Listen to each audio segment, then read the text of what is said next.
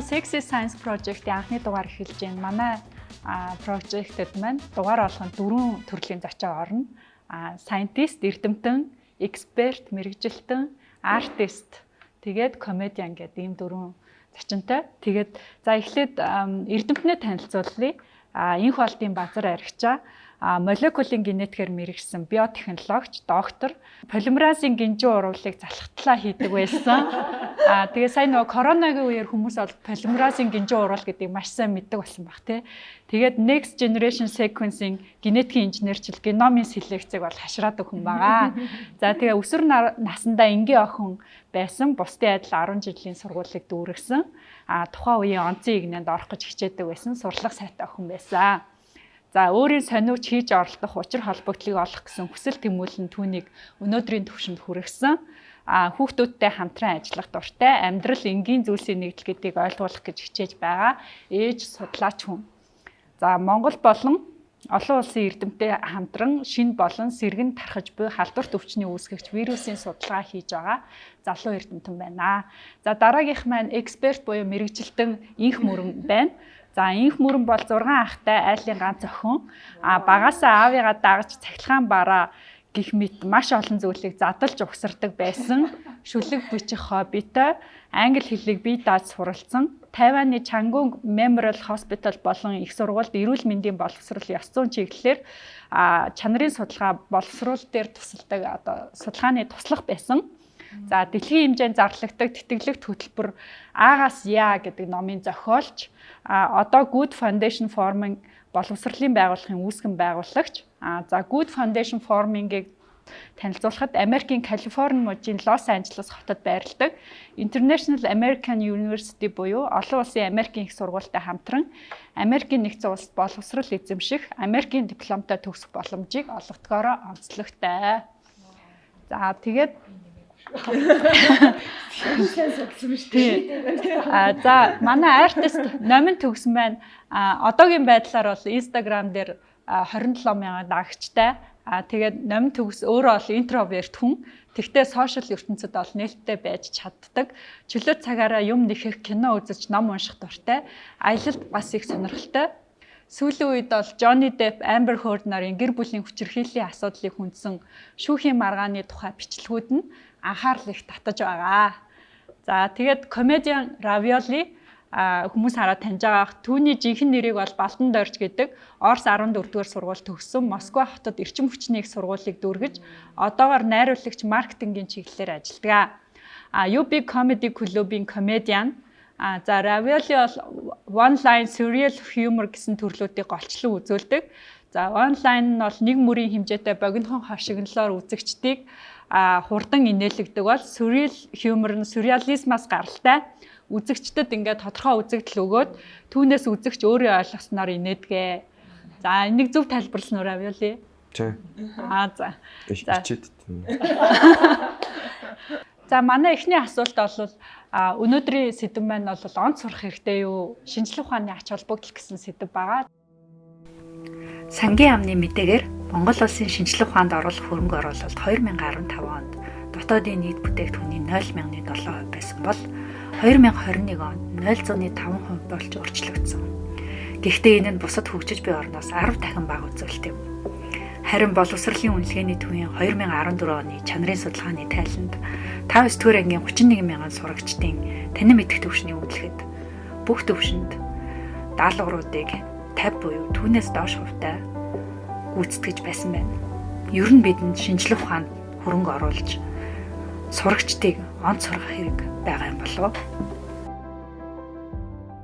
Эхлээд номин төгс артистаас асууя. Ер нь онц сурах хэрэгтэй гэж боддог уу? Чи өөрөө хэд сурдаг байсан бэ? За би болохоор герман сургууль төгсчихсэн 10 жилдээ.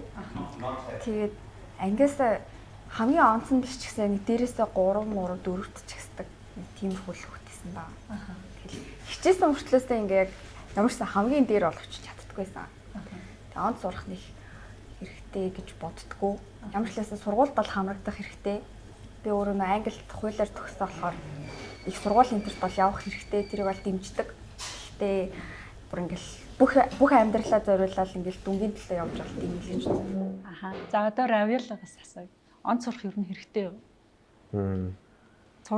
Их сургууль мургуулд явах хэрэг байгаа юм бол. Тийм, сурах хэрэгтэй шүү дээ. Аха. Тийм. Гэхдээ яг хав би өөр юм хийгээл яваад байгаа л та.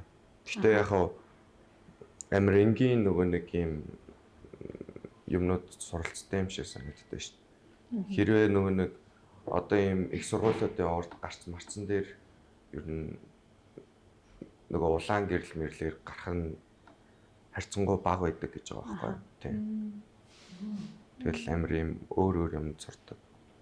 Тэгээд чиний комедиг сонсоод байхад ингээд ер нь нөгөө онлайн хьюмор тэгээд тэр сюрреал хьюмор гэдэг чинь айгүй тийм их судалж уншиж өөр юм харж байгаа тийм ботож олдог байх гэж би бодсон л доо. Тэгэхээр чин тэрийг одоо ойлгодог болохын тулд нэлээд бас толгойн ажилдаг байхгүй болохгүй юм байна.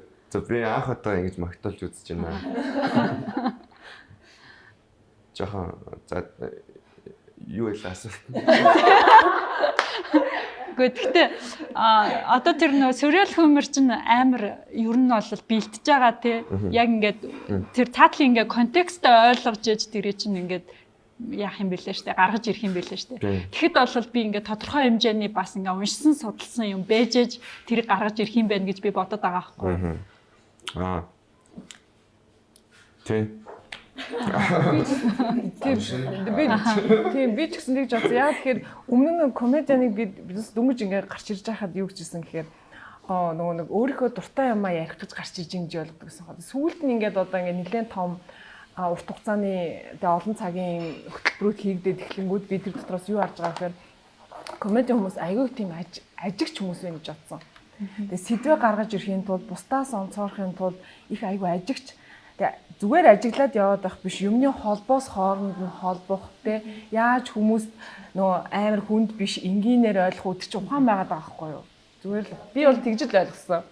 Тэгээд одоо юу гэдэг нь өөрийнхөө мэдсэн юмыг дээрээс нь ажигласан юмтайгаа холиод дээрээс нь тэр үзэгчийг яаж уйтайхгүй байх вэ нэрээ тийм штэ гэд нэг юм бодоод өнгөрөх юм гаргаж ирээд байгаа тэр нь надад аягүй гоё таалагдсан штэ. Бас инээ. Зүг ярьсан уу? Тийм за баярлалаа. За одоо эрдэмтэн мэрэгчлээ хоёр руугаа оръё. За эрдэмтнээсээ асууя. Онц сурч шинжлэх ухаан байснаар ер нь ямар ач холбогдолтой юм бол? Гэтэ нөгөө онц сурах гээд ингээд бодохоор юу л яагаад байна л та. Нөгөө биднээс яг өмнөх одоо юу гэдэг биднээс яг сурж исэн үед болохоор яах вэ гэхээр онц сурна гэдэг бол аягүй чухал байсан. Магадгүй тухайн нийгэмдээ нөгөө нэг хэмжигддэг нэг хэлбэр нь байсан баг. Онц сурж ийж нэг юм ингээд нэг хэмжүүр яваад байсан баг. Гэтэ одоо бол онц сурах гэдэг ойлголт нэг өөр тишээ хэрэгцээ. Тэр яа тэгэхээр нөгөө нэг яг уу онц сураад ээж болно. Тэр нь магадгүй чанарын асуудал цаана яригдаад байгаа байхгүй юу. Тэгээ үнэхээр чанартай тэрийг шинжлэх ухаан академик мэдлэгийг одоо яг амьдрал дээр яаж хэрэгжилж гинөө гэдэг нь аягүй сонирхолтой болсон. Тэр нөгөө цаана яг үнэхээр амьдрал дээр нийгэм асуудлыг шийдэхэд эн чинь ийм учир холбогдолтой юм байна гэдгийг ойлгож авч чадж гинөө. Тэр чинь бас яг чанарын асуудал дээр унаад байгаа байхгүй. Гэтэл 100 гэдэг нэг онооны төлөө тэрний араас гүгээд байгаа бол тэр бас нэг өөр асуудал байна. Тэгэхээр яг уу гэхээр одоо болохоор одоо энэ 21-р зуун амьдарч байгаа, сурж байгаа, дөнгөж шинэ одоо төгсөж байгаа энэ хүүхдүүд болохоор арай өөр талаас нь хараад байна. Би яг юу сурах ёстой вэ? Зарим сабжектууд магадгүй надад үнэхээр хэрэгтэй юу гэдэг дээр хүртэл дүгнэлт хийдэг тийм чадвартай болсон байгаа байхгүй. Тэгэхээр онц сурах тэгээд цаашаа одоо өөрийнхөө хүссэн юм руугаа явна гэдэг бас нэг өөр чиглэл байгаад байгаа. Тэгээ шинжлэх ухаантай яаж холбогдох вэ гэхээр би одоо түрүүн бас таны судалгаанд хэлсэн танилцуулга дээр ч гэсэн байлаа. Ерөөсөө сониуч байх. Хүн болгон шинжлэх ухаанч бас болох албагүй. Тэр хүн харин мэдсэн мэдлэгээ яаж амьдрал дээрээ хэрэгжүүлж байна вэ? Тэрийгээ өөртөө болоод бусдад яаж ашигтайгаар ашиглаж байна вэ? Тэр л яг л одоо олж авсан мэдлэгээ ашиглах тухай л харагдах гэдэг байгаа байхгүй юу. Тэгэхээр нөгөө онцгийн тухай асуудал ярих байгаад цаана тийм чанарын тухай яригадаад байгаа юм шиг надад бол санагдаад байгаа. За мөрөнгөөс асууя. Онц сурах ер нь хэрэгтэй юм болов уу? онцор шинжлэх ухаан байснаар ер нь ач холбогдолтой гэж бодож байна. За би болохоор ерөнхийдөө нөгөө тэтгэлэг дэлхийн хэмжээнд тэтгэлэх олонх өдөртөмж Агасиа гэдэг ном бичсэн. Манайх болохоор нөгөө баг хад бизнес хийдэг байж байгаа маа бизнес дампараа тэгээд бид нар нөгөө нэг юу яасан аахгүй гэр оролт руу нүүцэх байхгүй. Тэгээл би бодлоо та ер нь би бол ерөөсөө ядаа амьдрах юм биш гэж боддог заа. Тэгээд нөгөө манайх гэсэн чинь нэг юм тэтгэлгийн ном авчирч өгөөд анх удаа штэ. Тэгээд за ахын ч өнгөрсөн чи л одоо тэтгэлэг авдаа гэдэг байхгүй. Тэгээд тэрнээс хойш ингээд судалж эхлээд баг тэр номыг чинь би баг 15 жилийн дараа гаргасан байхгүй. Тэг яг би бол шаардлагаар онц сурсан гэдэг байхгүй. Тэг гадаадд тэтгэлгээр сурахын тулд онц сурсан. Яг л манай ангийн амар онц сурлагатай хүмүүс нөгөө мөнгө байхгүй бол бас хичээлээсээ гарсан байсан байхгүй. Тэгэхээр би хүмүүст зам нээж өгөх юмсан гэдэг. Тэгээд альбан шахалтаар онц сурсан гэдэг байхгүй. Ер нь л онц сурахгүй байсан ч болно. Гэхдээ онц сурвал зүгээр гэж боддог. Шинжлэх ухааны шал дээр гэх юм бол шинжлэх ухаанч байх нь зөв. За яагаад адгийн наад зах нь өнөөдөр амьдрал дээр юу буруу байна гэдгийг ойлгож байгаа байхгүй юу? Яагаад монголоор юм байгаа гэхээр policy дутуу байгаа. За бодлого дутуу байгаа гэдэг нь яаж байгаа гэхээр ямар ч шинжлэх ухааны үндэслэлгүйгээ. Тэгээд би болохоор Тайванд яг магистра хамгаалсан. Тэгээд нөгөө Тайваны боловсролын яамны тэтгэлэг авсан болохоор бид нар нөгөө сурж байхад ерөнхийлөгчтэй хамт ингээ хилцүүлэхэд форумд орно. Гадаад оюутнууд байсан ч хамаагүй. Дид ерөнхийлөгч бүгдээрээ амар нөгөө докторийн зэрэг хамгаалсан. Яг тухайн мэргэжлэрээ сурсан байх хэрэгтэй байхгүй юу? Тэнгууд ингээд яг Чангун Memorial Hospital гэдэг дэлхийн хамгийн том эмнэлэг байхгүй юу? Тэгээд тэрэн дээр ингээд судалгаа хийж явах явцад нөгөө Vice President гэдэг нөгөө дид ерөнхийлөгч нь болохоор яг эпидемик мэргэжлэр чигсэмсэн. Тийм учраас Тайван нөгөө эрүүл мэндийн салбараар нэгт ордог. Тэнгууд ч одоо бид нар зүгээр нэг амар жижиг коронавигийн үед хамгийн сайн хариу арга хэмжээ. Тийм манай эмнэлэг дээр яг гарч байгаа байхгүй тэр нь тэгээ би яг тэр үед тухайн үед ажилладаг байсан. Тэнгууд бид нарыг шууд ингэж сэлэг шууд нэг баг нэг өдрийн дотор арга хэмжээ авдаг байхгүй. Тэгээ ингээ харахтаа бодлого ингээ шинжлэх ухаан хөгцөөр амар гоё юм ингээ. Тэгээд 1945 онд Тайван бол амар ядуу орн байсан. Яасан гэсэн чи ерөнхийлөгч нь 10 сонгож ангуудаа 10 одоо хамгийн дээд чиглэлийн орнолоо сургаад буцаж ирэнгүүтээ яг салбар дээр нь тавьсан. Тэгээ одоо бүр амар хөгжилтэй байгаа байхгүй. Тийм учраас шинжлэх ухаанч байх ёстой гэж үзэж байгаа. Яагаад ийм хэрүүл уруулал ингээ монголчууд дуртайгаад байгаа юм гэхээр ерөөсөө бодох чадвар нь жоохон муутцсан. Тэгээ юмд ингээ шинжлэх ухаанаар ханддаггүй учраас бид нэр ингээ дээшлэх байгаа л гэж бодлоо.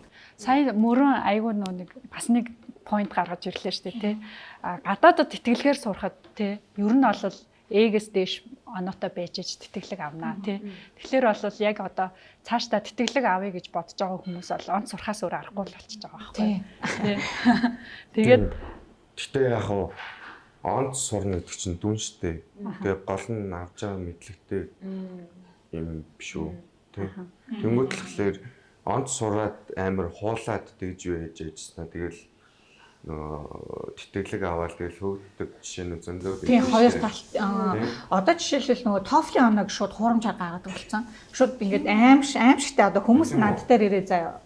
Та TOEFL-ийн оноо зард юм уу? Эсвэл ингээд би ийм оноотой тэтгэл авъя гэхлээр баяртай гэж явуулчихгоот амар ууралдаг заяа. Би болохоор ерөөсөө тийм юм нөгөө юу яадгүй. Тэрийг зөвшөөрдөггүй.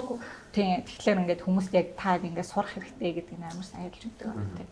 Тэгээ саяны юун дээр нэг хэлэхэд одоо жишээлх юм бол яг одоо чи би ч одоо энэ эртний юм болох гэдэг нь яг гэдэг. Тэгээ яг намайг одоо сургууль төгсөж байхад одоо энэ тэтгэлгийн асуудал ч айгүй тийм ховор байлаа штэ. Зарлагддаг. Тэгээд тэр явж энэ явж болохоос биш. Яг миний эргэн тойронд бол тэр явсан хүмүүс нэлээд бага байлаа штэ. Тэгээ одоо бол бүр ингээ нээлттэй болсон. Чи ингээл жоох ингээл хайхад наад захын одоо сургуулийн багшийн тэтгэлгүүд хүртэл байгаад байгаа байхгүй. Тэгэхэд би болохоор нөгөө нэг Унгарын засгийн газрын тэтгэлгээр Унгарт магистр хамгаалсан. Тэгээд бас Японы засгийн газрын тэтгэлгээр Японд сая доктор хамгаалсан. Тэгэнгүүт юу болж байгаа гэхээр нөгөө яг тэр материалыг бүрдүүлж үтсэн хүн л яг тэрний чанарыг мэддэг. Тэгээд чи тэнцсэнгүү гэдэг үгийг сонсоход яг өөртөө оноо яг тэр нөгөө нэг онц сурсан уугүй юу гэдэг яг мэддэг. Тэгээ яах вэ гэхээр эхний нөгөө нэг гараа сайн бол барай сайн гэдэг шиг те одоо ямар ч юусны 10 жилээ төгслөө бакалавр төгслөө тэгээ цаашаа магистргээ явахаар ингээд яг л үнэхээр ингээд яг тэр нэг жимээ олцсон болвол цаашаа бол яг ингээд шатаараа ингээд яваад идэг жишээтэй. Тэгэхээр яг тэр нэг юм тэтгэлэгт өөрийгөө тэр чинь бол олон улсаар үнэлэгдээд нь штэ. Монголд биш. Нэг хүнээр биш. Нэг материалаа явуулаад тэр нэг олон улсын нэг сургууль чамааг үнэлээд тэнцээг байна гэж хэлээд байгаа байхгүй юу. Тэгэхээр тэр чинь болохоор яг хөөгээр олон улсын хэмжээнд би үнэлээд байгаа учраас бас нэг оноо би нэг ийм хэмжээнд байна да гэж нэг ийм хэмжээг авах нэг айгүй гоё боломж гэж харагдсан надад. Тэр бол айгүй гоё ажиллагаад байгаа байхгүй юу тий. Гэхдээ ер нь гадаадад ажилд орно, гадаадад тэтгэлийн авах гэдэг чинь яг цэвэр яг өөрөөр чинь шалтгаалдаг. Жишээлбэл намайг ажилд авахтаа амар за чи яг манад юу өгч чадах ингээд бүх асуултнууд нь хариулах хэрэгтэй. Тим байж ижил ер нь шалгуурын давуу л та. Гэхдээ Монголд бол хандлага нь зүгээр би зүгээр л ямаар байна. Надад тэтгэлэг өг бичиж юм уу? Яг жоохон иймэрхүү хандлага амар их байгаа. Тэгээд тэтгэлэг авмаар байвал мэрил гэж хэлнэ. Онц сурах хэрэгтэй. Гэхдээ яг жинхэнэ онц сурах хэрэгтэй. Тийм. Хэрвээ чи хуурамчаар оноо авчих юм бол тэгэл угаасаа сургуулаасаа хөөгдөн тодорхой. Нэг юм хуулаад шууд хөөгдөн гэсэн үг. Тэгээд хуурамчаар оноо авах тийм амарх юм Монголд. Ер нь байдаг I don't үү? want to talk about it. Амархан биш. Тийм үү. Би болохоор одоо ингэж бодоод байгаа байхгүй. Хүн те 90-с дээш 100 оноо авахын тулд амар хөдөлмөрлөх хэрэгтэй гэж бодоод. Хувийн сургуулиуд чинь тэгэл. Хувийн сургууль нэрээ баг гайгүй бол Тэгээд би л 10 жилийн өмнө ингээ IELTS өөрөө ч оронд ингээ хийж өгдөг хүнтэй бол таарчсан. хэдэн жилийн өмнө 10 жилийн өмнө. IELTS чинь бүр ингэж нөө зураг мургийг авч жагаад оруулдаг үстэй. Уулын цаашаа. Тэр яаж тэгсэн тэр үед жоохон суулайсан баг. Одоо Одоо ч гэсэн дээ. За би ер нь энэ сэдврөө дахин баг байна. Гэт уурчиж байна. Гэтэ энэ онд сурах дээр ингэчээс тахгүй би ингээд нэгдүгээр курстэй англи сурж байхдаа Лондон руу ингээд дэлхийн топт ордог хуулийн фирм руу ингээд төвшөөрөгдөв. Тэгээд нэг өдрийн интерншип хийсэн байхгүй юу? Тэгэл би чи ингээл амар ингээд сүрцсэн нөгөө яг хөө ингээл өөрөө сайн болоод ингээ ороод сонгогдоод бүр ингээ хотоосоо ганцаараа сонгогдоод очсон ч гэсэн яг ингээ очсон чинь нөгөө надад нөгөө харилцааны чадвар байдгүй. Яг ингээ цаасан дээр амар сайн тэгсэн чинь ингээл хажууд ирсэн залуу би ингээ King's College сурдаг. Чи аль хотоос ирсэн ингээл бүр намайг ингээл амар ингээл нэг тэгэхээр би ингээ ачихгүй юу? Оо ямар лаг залуу вэ гэл. Тэгэл тэд нар чинь бүр ингээ хийсэн юм арил. Би ингээд их сургууль сурахаас өмнө би Канадын иргэн тэнгүүтлээ би бүр ингээ өөрийн гэсэн бизнес эхлүүлээд тэгээд би бүр хэдэн үнийг халж ирсэн энэ төр гэл. Тэгсэн чинь нөгөө хуулийн фирмийнх нь амар том хууль чинь ингээ лоо чи мундаг байна гэлтэхгүй юу.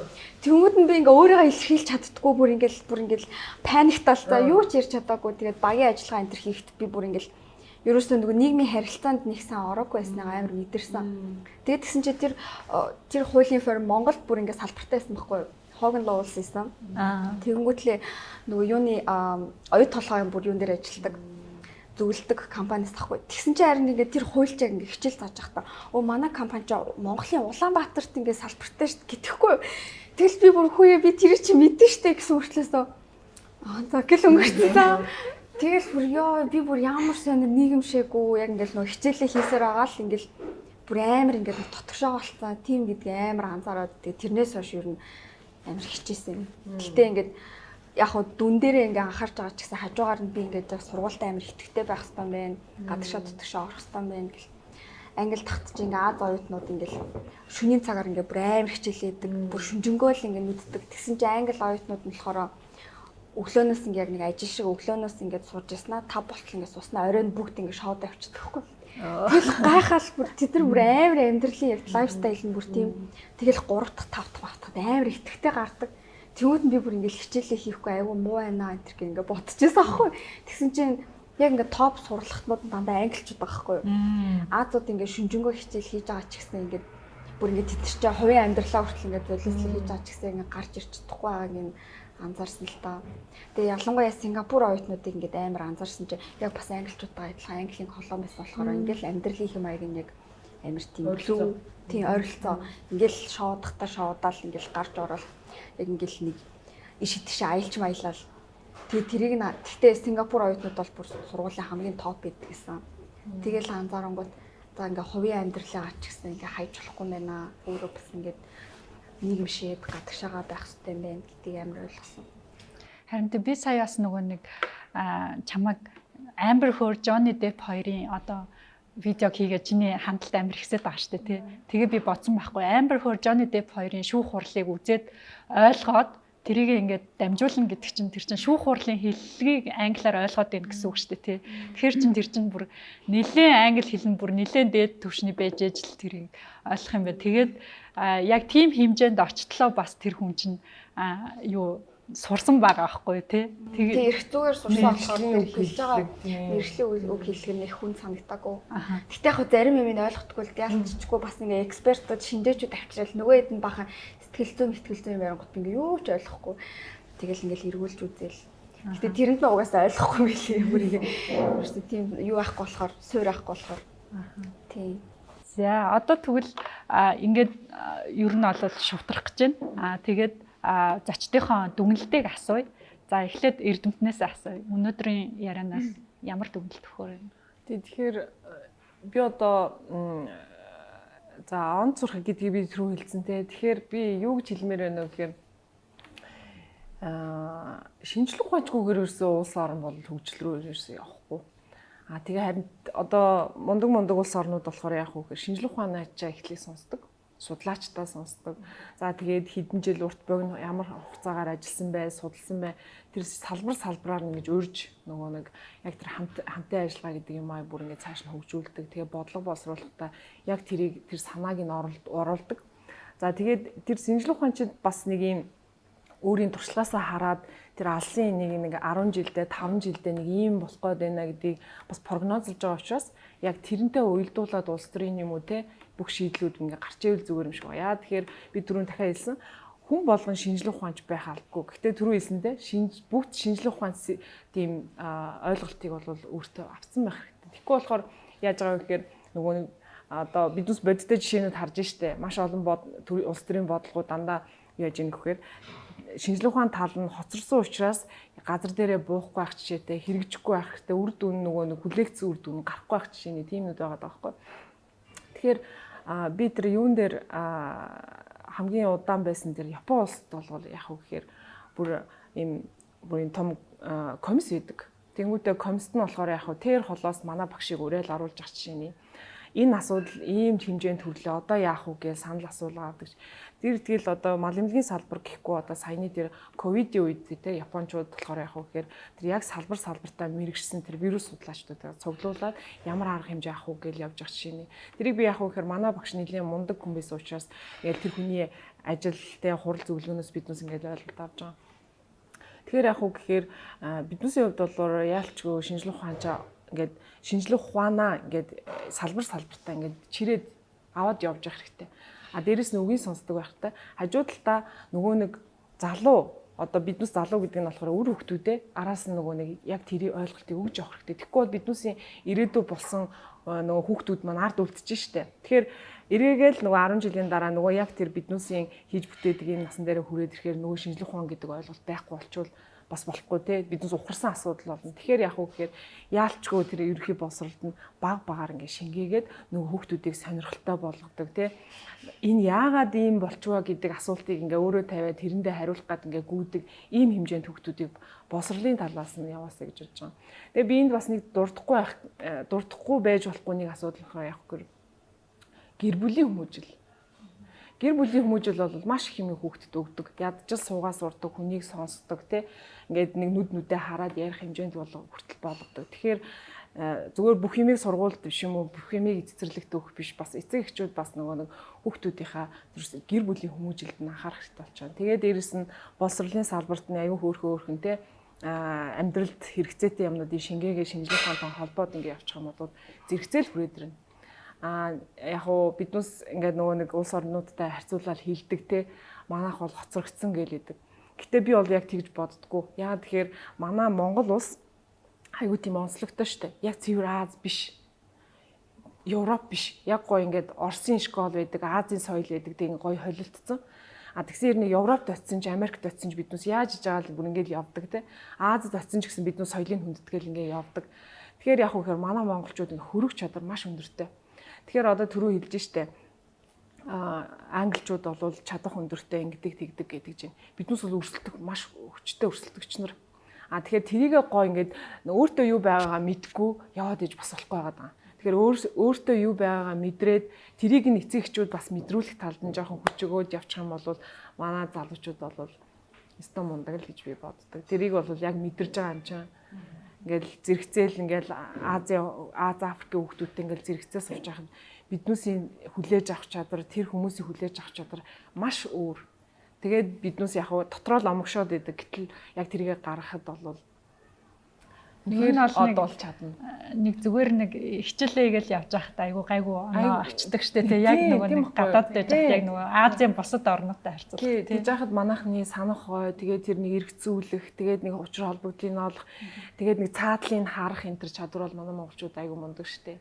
Тэр бол айгу мундаг. Би тэгжил хэлмээр юм. Би бол critical thinking их асуудалтай гэж боддог шүү дээ. Сүмжил сэтгэлгээ амар асуудалтай гэж боддог Монгол.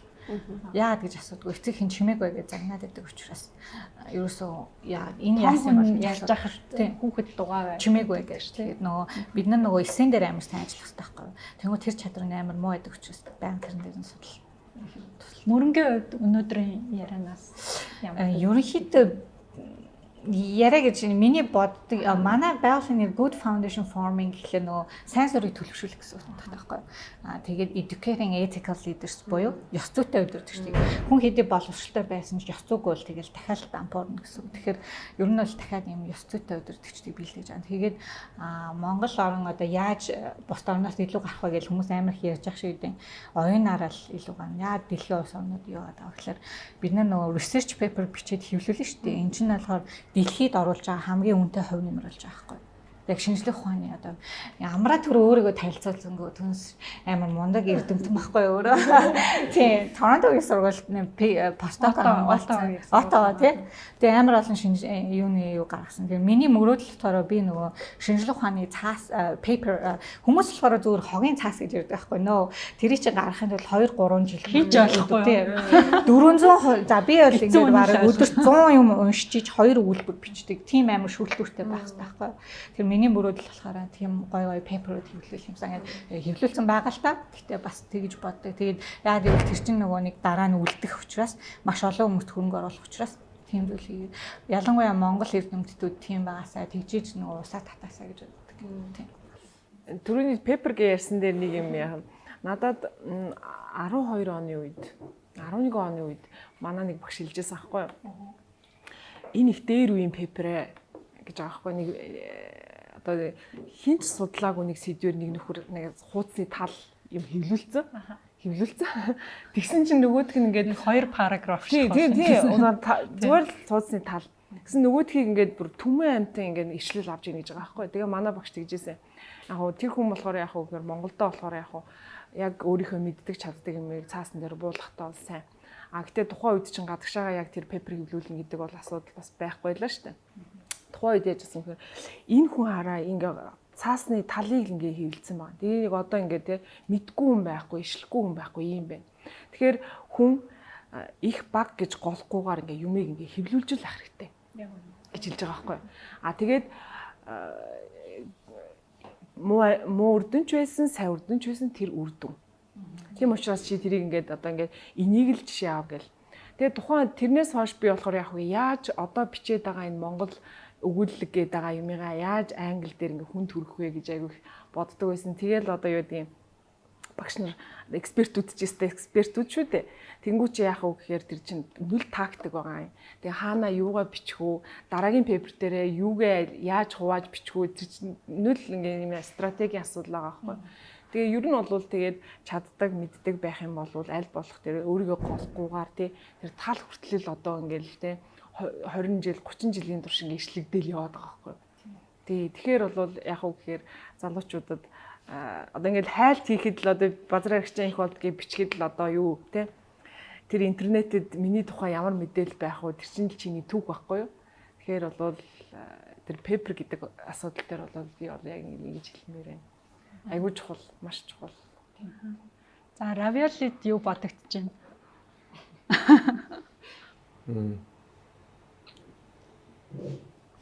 За би жоохон бодож байгаа тариулж байна. За тэгвэл намайгаас асууж. Намайг юу гэж бодлохоор пейпер хэвлүүлэх юм өстэй бэ. Би Amber Heard, Johnny Depp хоёрын юу Ном гараад. одоо ингээд ямар нэгэн терминологи байна шүү дээ. Ямар нэгэн үг хэллэг юу ч гарахтаа нөгөө нэг юу гэдэг байхгүй юу. За одоо сайн инглээ те хэвлүүлээд одоо муу урдан гарсан ч зөв урдан гарсан ч гэж ярьсан шүү дээ те. Муу урдан гарахаар яах вэ гэхээр цааш цагаа бити үр гэж бусд хүмүүст ярьж байгаа. Зөв урдан гарахаар энийг сайжруулаарай гэсэн үг байхгүй юу. Тэгээ цаас хэвлүүлнэ гэдэг чинь чиний одоо юу гэдэг энэ ажлыг бүр ингээд деталийн судлаад 10 жил судлангуудаа за энэ онол ингэх юм байна. Одоо жишээлбэл сэтгэл зүйн онол гэх юм бол одоо юу гэдэг PTSD синдром ч гэдэг юм уу те. Эсвэл ямар нэгэн синдромыг гаргаж ирэхийн тулд дандаа хүнийх нь нэрээр тэр судлаачийн нэрээр нэрлэх ч юм уу эсвэл тэр термээр нэрлэдэг байхгүй. Тэгээд тэрийг ингээд хэвлүүлэхээр за ер нь судалгааны ажил маш олон төрөлтэй.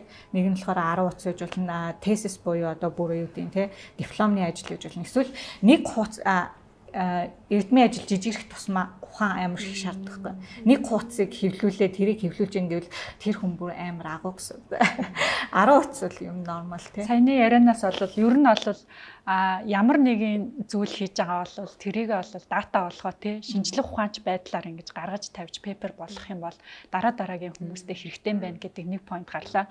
Хоёр дахь нь номогийн хэлсэн тий харилцааны чадвар аягүй чухал. Ганцхан ингэ нөгөө нэг он сурах га тий ганцхан хичээлээ хийх гээд яваад болвол бас нийгэмдэр үнэлэгддэг юм байна тий янз бүрийн ярилцлаганд ороод бас тэнцэх магадлал нь буурт юм байна тий тийм болохоор харилцааны чадвараа сайжруулах нийгэмд өөрийгөө илэрхийлэх тэр чадвараа бас сайжруулахгүй бол тийм би нэрээ нэг юм нэмчихв энгийн баггүй шинжлэх ухаан гэхээр амар том гэд ойлгоод идэг зүгээр л яагаад гэсэн асуултанд хариулж ивэл шинжлэх ухаан гэсэн яагаад тэгээд problem statement тэгэл тэнд хариулна л гэсэн.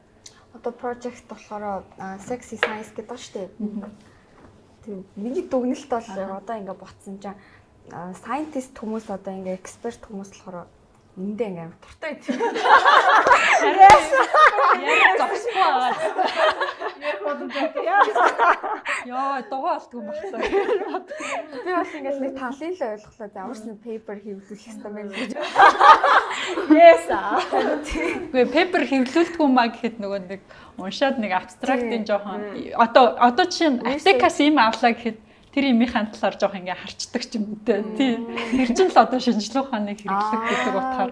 Тий. Заавал ер нь жоохон critical thinking байх хэрэгтэй л гэж байгаа юм тий. Тий. Critical thinking гэхээр шүүмжил сэтгэлгээ гэсэн. Тий, шүүмжил сэтгэлгээ. Нөгөө наа чи ингээ яг Amber Heard ингээ гарч ирж байгаа байхгүй юу?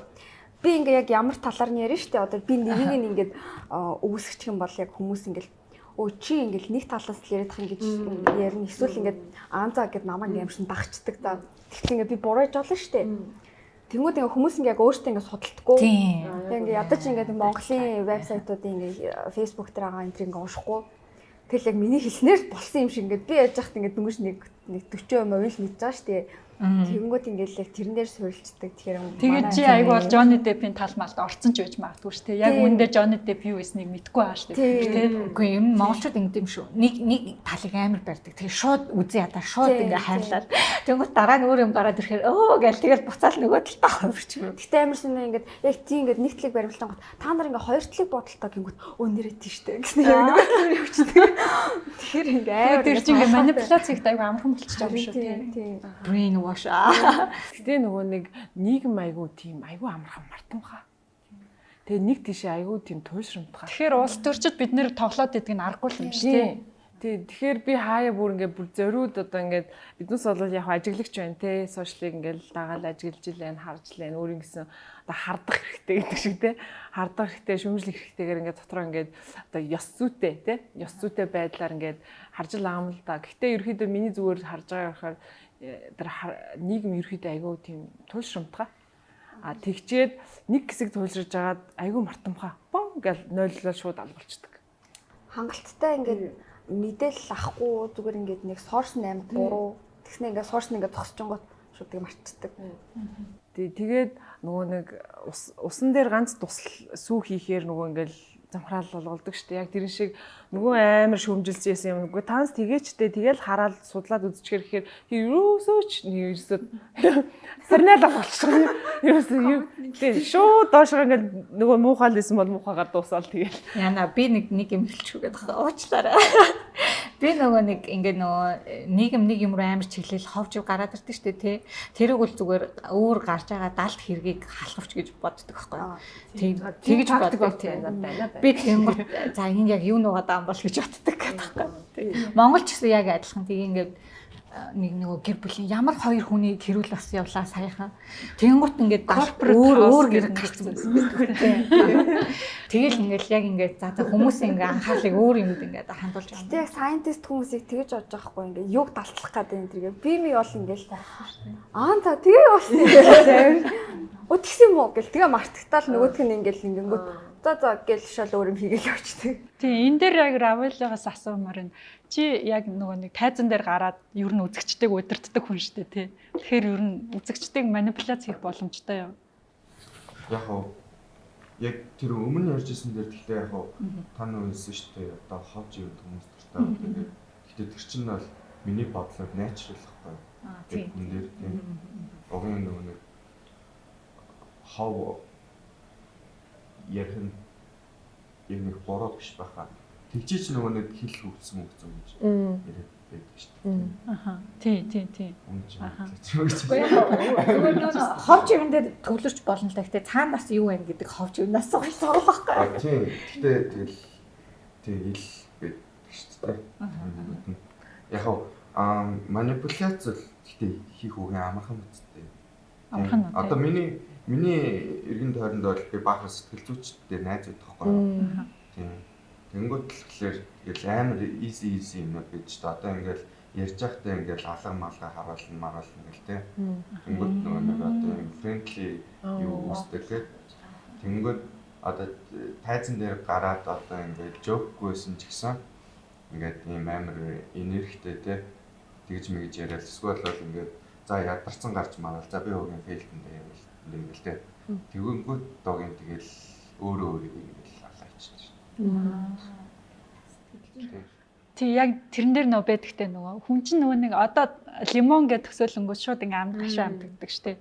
Тэрнтэй адилхан яг нөгөө тайзан гарахын би фейлтэнтэй гингүүд яг фейлтэх тийм нөгөө юутай тий үзэмжтэй болоод гараад ирчихэж байгаа.